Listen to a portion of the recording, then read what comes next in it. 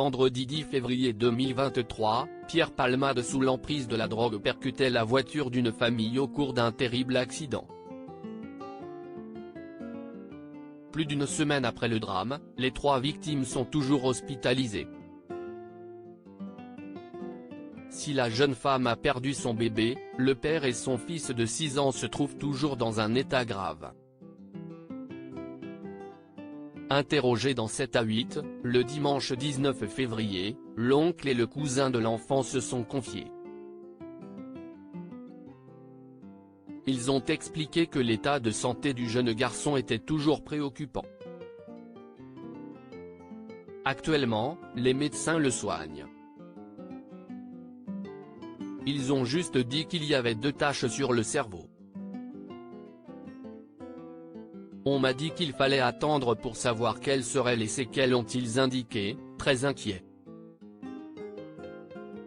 L'enfant de 6 ans souffre au niveau du visage alors qu'il revenait d'une visite à l'hôpital. Les proches de l'enfant ont indiqué qu'en plus de possibles lésions cérébrales, il souffre de séquelles physiques.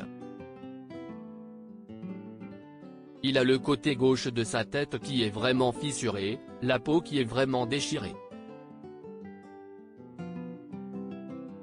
On lui a parlé un peu, il répondait, il bougeait sa main, ses pieds, ont-ils expliqué avant de poursuivre en expliquant que pour le moment, le petit garçon n'était pas capable de faire de phrases et qu'il souffrait beaucoup au niveau de la mâchoire. De son côté, le père de l'enfant est toujours plongé dans un coma artificiel. Après un premier réveil, il a été rendormi à cause de ses douleurs trop importantes.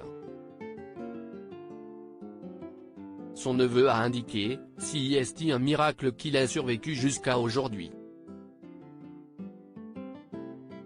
J'espère qu'il va guérir. Si l'état de santé du père de famille pourrait s'améliorer dans les prochaines semaines, il ne pourra pas reprendre une vie normale puisqu'il sera handicapé au moins à 80%. Une terrible nouvelle pour ses proches.